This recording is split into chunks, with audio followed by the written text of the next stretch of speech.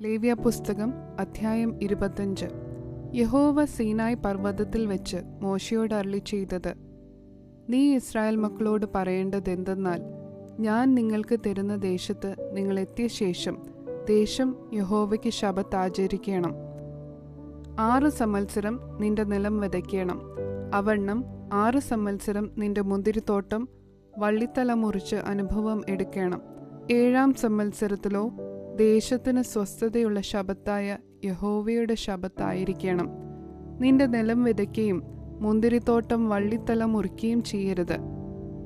നിന്റെ കൊയ്ത്തിന്റെ പടുവിളവ് കൊയ്യുകയും വള്ളിത്തല മുറിക്കാത്ത മുന്തിരിത്തോട്ടത്തിലെ പഴം പറിക്കുകയും അരുത്. അത് ദേശത്തിന് ശബ്ബത്താണ്ട് ആകുന്നു. ദേശത്തിന്റെ ശബ്ബത്തിൽ താനെ വിളയുന്നത് നിങ്ങളുടെ ആഹാരമായിരിക്കണം. നിനക്കും നിന്റെ ദാസനും ദാസിക്കും കൂലിക്കാരനും നിന്നോടുകൂടെ പാർക്കുന്ന പരദേശിക്കും നിന്റെ കന്നുകാലിക്കും കാട്ടുമൃഗത്തിനും അതിൻ്റെ അനുഭവമൊക്കെയും ആഹാരമായിരിക്കണം.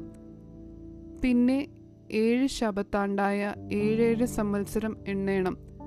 അങ്ങനെ 7 ശബ്ബത്താണ്ടായ 49 സംവത്സരം കഴിയണം. അപ്പോൾ 7-ാം മാസം 10-ാം തീയതി മഹാധ്വനി കാഹളം ധ്വനിപ്പിക്കണം. പാപപരിഹാര ദിവസത്തിൽ നിങ്ങൾ നിങ്ങളുടെ ദേശത്ത് എല്ലായിടവും കാഹളം ധ്വനിപ്പിക്കണം. 9-ാം സംവത്സരത്തെ ശുദ്ധീകരിച്ച് ദേശത്തെല്ലായിടവും സകല നിവാസികൾക്കും സ്വാതന്ത്ര്യം പ്രസിദ്ധമാക്കണം. അത് നിങ്ങൾക്ക് യോബേൽ സംവത്സരമായിരിക്കണം. നിങ്ങൾ താന്താന്റെ അവകാശത്തിലേക്ക് മടങ്ങിപ്പോകണം. ഓരോരുത്തൻ താന്താന്റെ കുടുംബത്തിലേക്കും മടങ്ങിപ്പോകണം. 50-ാം സംവത്സരം നിങ്ങൾക്ക് യോബേൽ സംവത്സരമായിരിക്കണം. അതിൽ നിങ്ങൾ വിതയ്ക്കുകയോ പടുവിളവ് കൊയ്യുകയോ വള്ളിത്തല മുറിക്കാത്ത മുന്തിരിവള്ളിയുടെ പഴം പറിക്കുകയോ ചെയ്യരുത്. അത് യോബേൽ സംവത്സരമാകുന്നു. അത് നിങ്ങൾക്ക് വിശുദ്ധമായിരിക്കണം. ആ ആണ്ടത്തെ അനുഭവം നിങ്ങൾ വയലിൽ നിന്ന് തന്നെ എടുത്തു തിന്നണം. ഇങ്ങനെയുള്ള യോബേൽ സംവത്സരത്തിൽ നിങ്ങൾ താന്താന്റെ അവകാശത്തിലേക്ക് മടങ്ങിപ്പോകണം. കൂട്ടുകാരന് എന്തെങ്കിലും വിൽക്കുകയോ കൂട്ടുകാരനോട് എന്തെങ്കിലും വാങ്ങുകയോ ചെയ്താൽ നിങ്ങൾ തമ്മിൽ അന്യായം ചെയ്യരുത്. യോബേൽ സംവത്സരത്തിന്റെ പിൻപുള്ള സംവത്സരങ്ങളുടെ സംഖ്യയ്ക്കൊത്തവണ്ണം നിന്റെ കൂട്ടുകാരനോട് വാങ്ങണം. അനുഭവമുള്ള സംവത്സരങ്ങളുടെ സംഖ്യയ്ക്ക് ഒത്തവണ്ണം അവൻ നിനക്ക് വിൽക്കണം. സംവത്സരങ്ങൾ ഏറിയിരുന്നാൽ വില ഉയർത്തേണം. സംവത്സരങ്ങൾ കുറഞ്ഞിരുന്നാൽ വില താഴ്ത്തേണം. അനുഭവത്തിന്റെ കാലസംഖ്യയ്ക്ക് ഒത്തവണ്ണം അവൻ നിനക്ക് വിൽക്കുന്നു. ആകയാൽ നിങ്ങൾ തമ്മിൽ അന്യായം ചെയ്യരുത്. നിന്റെ ദൈവത്തെ ഭയപ്പെടേണം. ഞാൻ നിങ്ങളുടെ ദൈവമായ യഹോവയാകുന്നു. അതുകൊണ്ട് നിങ്ങൾ എൻ്റെ കൽപ്പനകൾ അനുസരിച്ച് എൻ്റെ വിധികൾ പ്രമാണിച്ച് ആചരിക്കണം. എന്നാൽ നിങ്ങൾ ദേശത്ത് നിർഭയം വസിക്കും. ഭൂമി അതിൻ്റെ ഫലം തരും. നിങ്ങൾ തൃപ്തിയായി ഭക്ഷിച്ച് അതിൽ നിർഭയം വസിക്കും. എന്നാൽ 7-ാം സംവത്സരത്തിൽ ഞങ്ങൾ എന്ത് ഭക്ഷിക്കും? ഞങ്ങൾ വിതയ്ക്കുകയും ഞങ്ങളുടെ അനുഭവം എടുക്കുകയും ചെയ്യരുതല്ലോ എന്ന് നിങ്ങൾ പറയുന്നുവെങ്കിൽ, ഞാൻ 6-ാം സംവത്സരത്തിൽ നിങ്ങൾക്ക് എൻ്റെ അനുഗ്രഹം അരുളുകയും അത് 3 സംവത്സരത്തേക്കുള്ള അനുഭവം തരികയും ചെയ്യും. 8-ാം സംവത്സരത്തിൽ നിങ്ങൾ വിതയ്ക്കുകയും 9-ാം സംവത്സരം വരെ പഴയ അനുഭവം കൊണ്ട് ഉപജീവിക്കുകയും വേണം. അതിൻ്റെ അനുഭവം വരും വരെ പഴയതുകൊണ്ട് ഉപജീവിച്ചു കൊള്ളണം. നിലം ജന്മം വിൽക്കരുത്. ദേശം എനിക്കുള്ളത് ആകുന്നു. നിങ്ങൾ എൻ്റെ അടുക്കൽ പരദേശികളും വന്നു പാർക്കുന്നവരുമത്രേ. നിങ്ങളുടെ അവകാശമായ ദേശത്തൊക്കെയും നിലത്തിന് വീണ്ടെടുപ്പ് സമ്മതിക്കണം. നിന്റെ സഹോദരൻ ദരിദ്രനായി തീർന്നു തൻ്റെ അവകാശത്തിൽ ഏതാനും വിറ്റാൽ അവൻ്റെ അടുത്ത് ചാർച്ചക്കാരൻ വന്ന് സഹോദരൻ വിറ്റത് വീണ്ടുകൊള്ളണം. എന്നാൽ വീണ്ടുകൊള്ളുവാൻ അവന് ആരുമില്ലാതിരിക്കുകയും താൻ തന്നെ വകയുള്ളവനായി വീണ്ടുകൊള്ളുവാൻ പ്രാപ്തനാകുകയും ചെയ്താൽ, അവൻ അത് വിറ്റ ശേഷമുള്ള സംവത്സരം കണക്കുകൂട്ടി മിച്ചമുള്ളത് അത് വാങ്ങിയിരുന്ന ആൾക്ക് മടക്കിക്കൊടുത്ത് തൻ്റെ അവകാശത്തിലേക്ക് മടങ്ങി വരേണം. എന്നാൽ മടക്കിക്കൊടുപ്പാൻ അവന് പ്രാപ്തിയില്ല എങ്കിൽ വിറ്റുപോയത് യോബേൽ സംവത്സരം വരെ വാങ്ങിയവൻ്റെ കയ്യിൽ ഇരിക്കണം. യോബേൽ സംവത്സരത്തിൽ അത് ഒഴിഞ്ഞു കൊടുക്കുകയും അവൻ തൻ്റെ അവകാശത്തിലേക്ക് മടങ്ങി വരികയും വേണം. ഒരുത്തൻ മതിലുള്ള പട്ടണത്തിൽ ഒരു വീട് വിറ്റാൽ വിറ്റ ശേഷം 1 സംവത്സരത്തിനകം അവന് അത് വീണ്ടുകൊള്ളാം. വീണ്ടുകൊള്ളുവാൻ 1 സംവത്സരത്തെ അവധിയുണ്ട്. 1 സംവത്സരം മുഴുവനും തികയുവോളം വീണ്ടുകൊണ്ടില്ലെങ്കിൽ മതിലുള്ള പട്ടണത്തിലെ വീട് വാങ്ങിയവന് തലമുറ തലമുറയായി എന്നും സ്ഥിരമായിരിക്കണം. യോബേൽ സംവത്സരത്തിൽ അത് ഒഴിഞ്ഞുകൊടുക്കേണ്ട. മതിലില്ലാത്ത ഗ്രാമങ്ങളിലെ വീടുകളോ ദേശത്തുള്ള നിലത്തിന് സമമായി വിചാരിക്കണം. അവയ്ക്ക് വീണ്ടെടുപ്പുണ്ട്. യോബേൽ സംവത്സരത്തിൽ അവയെ ഒഴിഞ്ഞു കൊടുക്കണം.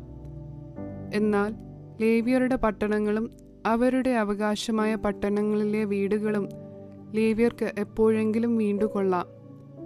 ലേവ്യരിൽ ഒരുത്തൻ വീണ്ടുകൊള്ളുന്നു എങ്കിൽ വിറ്റുപോയ വീടും അവന്റെ അവകാശമായ പട്ടണവും യോബേൽ സംവത്സരത്തിൽ ഒഴിഞ്ഞു കൊടുക്കണം. ലേവ്യരുടെ പട്ടണങ്ങളിലെ വീടുകൾ ഇസ്രായേൽ മക്കളുടെ ഇടയിൽ അവർക്കുള്ള അവകാശമല്ലോ. എന്നാൽ അവരുടെ പട്ടണങ്ങളോട് ചേർന്നിരിക്കുന്ന പുൽപ്പുറമായ ഭൂമി വിൽക്കരുത്. അത് അവർക്ക് ശാശ്വതാവകാശമാകുന്നു. നിന്റെ സഹോദരൻ ദരിദ്രനായി തീർന്ന് നിന്റെ അടുക്കൽ വെച്ച് ക്ഷയിച്ചു പോയാൽ നീ അവനെ താങ്ങേണം. അന്യനും പരദേശിയും എന്ന പോലെ അവൻ നിന്റെ അടുക്കൽ പാർക്കണം. അവനോട് പലിശയും ലാഭവും വാങ്ങരുത്. നിന്റെ ദൈവത്തെ ഭയപ്പെടേണം. നിന്റെ സഹോദരൻ നിന്റെ അടുക്കൽ പാർക്കണം. നിന്റെ പണം പലിശയ്ക്ക് കൊടുക്കരുത്. നിന്റെ ആഹാരം അവന് ലാഭത്തിനായി കൊടുക്കുകയും അരുത്. ഞാൻ നിങ്ങൾക്ക് കനാൻ ദേശം തരുവാനും നിങ്ങളുടെ ദൈവമായിരിക്കാനും നിങ്ങളെ മിസ്രയീം ദേശത്തു നിന്ന് കൊണ്ടുവന്ന നിങ്ങളുടെ ദൈവമായ യഹോവയാകുന്നു. നിന്റെ സഹോദരൻ ദരിദ്രനായി തീർന്ന് തന്നെത്താൻ നിനക്ക് വിറ്റാൽ അവനെക്കൊണ്ട് അടിമവേല ചെയ്യിക്കരുത്. കൂലിക്കാരൻ എന്ന പോലെയും വന്നു പാർക്കുന്നവനെന്ന പോലെയും അവൻ നിന്റെ അടുക്കൽ ഇരുന്ന് യോബേൽ സംവത്സരം വരെ നിന്നെ സേവിക്കണം. പിന്നെ അവൻ തൻ്റെ മക്കളുമായി നിന്നെ വിട്ട് തൻ്റെ കുടുംബത്തിലേക്ക് മടങ്ങിപ്പോകണം. തൻ്റെ പിതാക്കന്മാരുടെ അവകാശത്തിലേക്ക് അവൻ മടങ്ങിപ്പോകണം. അവർ മിസ്രയീം ദേശത്തു നിന്ന് ഞാൻ കൊണ്ടുവന്ന എൻ്റെ ദാസന്മാർ ആകൊണ്ട് അവരെ അടിമകളായി വിൽക്കരുത്. അവനോട് കാഠിന്യം പ്രവർത്തിക്കരുത്. നിന്റെ ദൈവത്തെ ഭയപ്പെടേണം. നിന്റെ അടിയാരും അടിയാട്ടികളും നിങ്ങൾക്ക് ചുറ്റുമുള്ള ജാതികളിൽ നിന്നായിരിക്കണം. അവരിൽ നിന്ന് അടിയാരെയും അടിയാട്ടികളെയും കൊള്ളണം. അവണ്ണം നിങ്ങളുടെ ഇടയിൽ വന്നു പാർക്കുന്ന അന്യജാതിക്കാരുടെ മക്കളിൽ നിന്നും അവർ നിങ്ങളുടെ ദേശത്ത് ജനിപ്പിച്ചവരും നിങ്ങളോടുകൂടെ ഇരിക്കുന്നവനുമായ അവരുടെ കുടുംബങ്ങളിൽ നിന്നും നിങ്ങൾ വാങ്ങണം. അവർ നിങ്ങൾക്ക് അവകാശമായിരിക്കണം. നിങ്ങളുടെ ശേഷം നിങ്ങളുടെ മക്കൾക്കും അവകാശമായിരിക്കേണ്ടതിന് നിങ്ങൾ അവരെ അവകാശമാക്കി കൊള്ളണം. അവർ എന്നും നിങ്ങൾക്ക് അടിമകളായിരിക്കണം. ഇസ്രായേൽ മക്കളായ നിങ്ങളുടെ സഹോദരന്മാരോടോ നിങ്ങൾ കാഠിന്യം പ്രവർത്തിക്കരുത്. നിന്നോടുകൂടിയുള്ള പരദേശിയോ അന്യനോ സമ്പന്നനാകുകയും അവൻ്റെ അടുക്കലുള്ള നിന്റെ സഹോദരൻ ദരിദ്രനായി തീർന്ന് തന്നെത്താൻ അന്യനോ പരദേശിക്കോ അന്യൻ്റെ സന്തതിക്കോ വിൽക്കുകയും ചെയ്താൽ അവൻ തന്നെത്താൻ വിറ്റ ശേഷം അവനെ വീണ്ടെടുക്കാം. അവൻ്റെ സഹോദരന്മാരിൽ ഒരുത്തന് അവനെ വീണ്ടെടുക്കാം. അവൻ്റെ പിതൃവ്യനോ പിതൃവ്യൻ്റെ പുത്രനോ അവനെ വീണ്ടെടുക്കാം. അല്ലെങ്കിൽ അവൻ്റെ കുടുംബത്തിൽ അവൻ്റെ അടുത്ത ചാർച്ചക്കാരിൽ ഒരുത്തന് അവനെ വീണ്ടെടുക്കാം. അവന് പ്രാപ്തിയുണ്ടെങ്കിൽ തന്നെത്താൻ വീണ്ടെടുക്കാം. അവൻ തന്നെ വിറ്റ സംവത്സരം മുതൽ യോബേൽ സംവത്സരം വരെയുള്ള കാലക്കണക്ക് തന്നെ വാങ്ങിയവനുമായി കൂട്ടി നോക്കണം. അവൻ്റെ വില സംവത്സര സംഖ്യയ്ക്ക് ഒത്തവണ്ണമായിരിക്കണം. അവൻ ഒരു കൂലിക്കാരൻ്റെ കാലത്തിന് ഒത്തവണ്ണം അവൻ്റെ അടുക്കൽ പാർക്കണം. സംവത്സരം ഏറെയുണ്ടെങ്കിൽ അതിന് തക്കവണ്ണം അവൻ തൻ്റെ വീണ്ടെടുപ്പ് വില തനിക്ക് കിട്ടിയ പണത്തിൽ നിന്ന് മടക്കി കൊടുക്കണം. യോബേൽ സംവത്സരം വരെ ശേഷിക്കുന്ന സംവത്സരം കുറെ മാത്രം എങ്കിൽ അവനുമായി കണക്കുകൂട്ടി സംവത്സരങ്ങൾക്ക് ഒത്തവണ്ണം തൻ്റെ വീണ്ടെടുപ്പ് വില മടക്കി കൊടുക്കണം. അവൻ ആണ്ടോടാണ്ട് കൂലിക്കാരൻ എന്ന പോലെ അവൻ്റെ അടുക്കൽ ഇരിക്കണം. നീ കാണുകെ അവൻ അവനോട് കാഠിന്യം പ്രവർത്തിക്കരുത്. ഇങ്ങനെ അവൻ വീണ്ടെടുക്കപ്പെടാതെ ഇരുന്നാൽ അവനും അവനോടുകൂടെ അവൻ്റെ മക്കളും യോബേൽ സംവത്സരത്തിൽ പുറപ്പെട്ടു പോകണം. ഇസ്രായേൽ മക്കൾ എനിക്ക് ദാസന്മാരാകുന്നു. അവർ മിസ്രയീം ദേശത്തു നിന്ന് ഞാൻ കൊണ്ടുവന്ന എൻ്റെ ദാസന്മാർ. ഞാൻ നിങ്ങളുടെ ദൈവമായ യഹോവയാകുന്നു.